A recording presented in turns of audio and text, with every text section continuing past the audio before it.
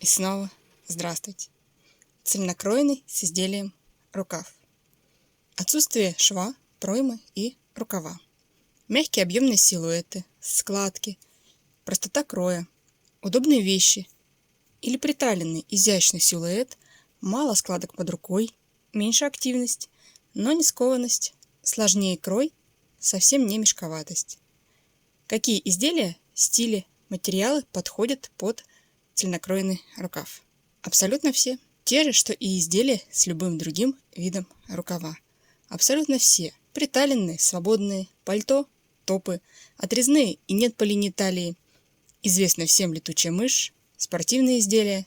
Для меня они делятся на 3 вида рукава. Тот, который больше принято называть народным, свободный мягкий лиф, без наклона линии плеча, можно без верхнего шва плеча. Складки под рукой при ее положении вдоль тела. Руку можно поднимать по прямой линии. Существует множество чертежей простых выкроек, представляющих собой прямоугольники, имеющие отверстие для шеи и разрез вместо застежки, которые перегибаются на плечах, образуя разные виды одеяний – топы, туники, пончо, даже халаты. Они самые мешковатые, объемные, скрывают особенности фигуры, но именно они порой нужны.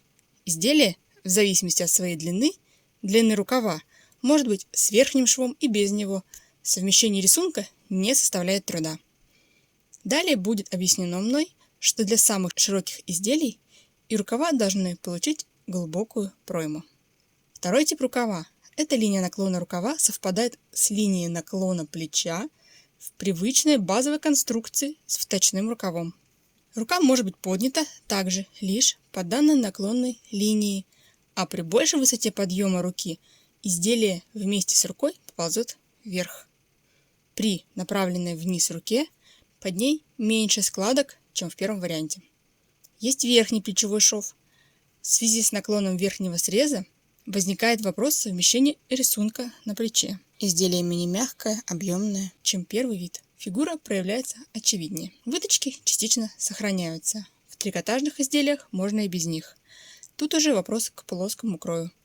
Прибавка к свободе облегания может быть больше, чем у изделия с точным рукавом, а может и такая же остаться. Линия глубины проймы расположена ниже, чем в базовой конструкции. Эта линия в данном крое отвечает за ширину рукава у основания. Рукава могут обладать разной шириной у линии проймы и на линии низа. Характерной чертой становится уплощенное очертание перехода рукава в бок при поднятой руке. Рукав вточной, в том числе рубашечный, более округлый в нижней части проймы, чем любой цельнокроенный. И третий вариант – это когда рукав по наклону стремится от предыдущего, второго варианта, до отвесного положения, как у вточного рукава. От точки окончания плеча рукав расположен под углом к линии плеча. Изделие может быть любой свободы, мягкости. Рукав может быть близок к отвесному и совсем малообъемным. Такому типу рукава для возможности движений необходимы дополнительные конструктивные швы и приемы ВТО. Это могут быть и подрезы, и встраиваемые небольшие ромбовидные фрагменты, называемые ластовица, и совмещение в один фрагмент ластовицы и части изделия, отрезного бочка или части рукава. Это необходимо для изменения объема внизу под рукой и для изменения длины нижнего шва рукава, переходящего в боковой шов изделия. Обо всем этом подробнее позже. Все изделия абсолютно разнообразны по количеству вариантов моделей, поэтому легче их классифицировать так, указав особенности, достоинства, сложности, как по отдельности видов, так и общих для класса этого кроя. Прежде чем обсуждать, как строить изделия, стоит разобрать, что строить, что они из себя представляют, тогда проще понять, какие приемы конструирования применять, чтобы получить эти особенности. Можно в особенности кроя зачислить следующее. Простота исполнения, отсутствие шва соединения изделия и рукава в привычном месте проймы, нет необходимости промерять пройму, длину оката, их соответствие друг другу, но и нет такой возможности изменения перехода объема от изделия к другому объему в рукаве. Речь о чистом цельнокроенном рукаве без моделирования подрезов. Весь объем идет по одной линии от центра спинки или полочки в сторону низа рукава. Если знаете, что такое шрак, рукава с плечами, Это по сути труба.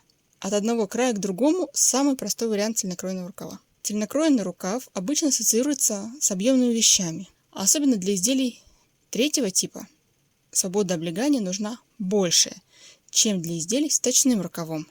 Но большая прибавка по линии груди не значит объемности самого изделия по сравнению с другими. Построение выкройки лифа с цельнокроенными рукавами производится на той же основе, что и лифа с точными рукавами. Для изделий с цельнокроенными рукавами нагрудную выточку лучше перевести от плеча или бока, например, к талии, до начала построения. Длина цельнокроенных рукавов также различна и зависит от фасона. Сейчас о простых вариантах первого-второго типа. Тип рукава А. Рукав по прямой линии от точки основания шеи. Не имеет оката, но носят изделия с рукой, направленной вниз. Если рукав узкий, то при руке вниз, направленной от подмышки к линии оката кверху, будут натянуты заломы. При чуть большей свободе рукава сам рукав по руке будет смещаться вверх, его верхняя часть. Там все еще будут заломы образовываться, но уже меньше. Низ рукава по линии верхнего сгиба вздернется вверх на попытку возместить недостаток длины оката. В более свободном рукаве при руке, направленной вниз, недостаток длины рукава на длину оката менее очевиден за счет свободы огибания плеча воздушной прослойкой внутри рукава. Ткань не повторяет контур плеча, проходя более сглаженно. Теперь, понимая ограничения и последствия его нарушения, можно делать выбор. На чем вообще основано мое разделение рукавов цельнокроенных на виды? Первое. Тип наклона рукава 0% по наклону плеча и ниже до отвесного. Далее деление объясняет плюсы и ограничения каждого из них. В 0% наклона, то есть тип рукава А по прямой от точки основания шеи, я объяснила, почему рукав не может быть узким. То есть пока рукав не достигнет наклона, равного для получения по длине оката, будет натяжка. Одежда – это параллельность всеми точками. На рукав в спокойствии и для движения это разное. Характеристиками одежды здесь выступает наклон рукава, его ширина, ширина всего стана изделия, совмещение этих параметров. Все-таки первое – это гармония. Обычно узкий стан красив с узким рукавом. Далее, в данном покрое для определения этих параметров надо понимать, как формируется рукав. Сегодня не о третьем типе пока что. Там больше вариантов жульничества, отхода от цельнокроенности. Итак, ширина рукава. Глубина проймы формирует часть, которая пойдет на огибание руки сверху и снизу. Потому для мягкости свободы пройма рукава рассматривается удлинением вверх и вниз. Здесь одним полотном увязаны и ширина, и высота. Для того, чтобы изделие расширить, несмотря на то, что расширится все, не только пройма, но именно она уходит на огибание боковой плоскости тела. Ее связь с нижней частью рукава уводит ту под руку, оставляя на вертикали видимую часть меньше. Подробнее позже. Широкое изделие, глубокая пройма. Узкая, лучше узкий рукав, малая глубина проймы. Но можно и для узкого изделия широкий рукав, например, через углубление проймы, а также через неполную длину самого рукава, например, для рукава второго типа с наклоном по линии плеча. Единственное, что будет открыто излишнее, взору доступно через очень широкий рукав и узкий стан, но это уже вопрос цели данной конструкции. Сначала силуэт, его ширина, потом строится рукав. Если кратко, широкий силуэт, широкая пройма требует больше высоты нижней части рукава, чтобы уйти вместе с проймой под руку, значит нужна большая глубина проймы, большая ширина рукава.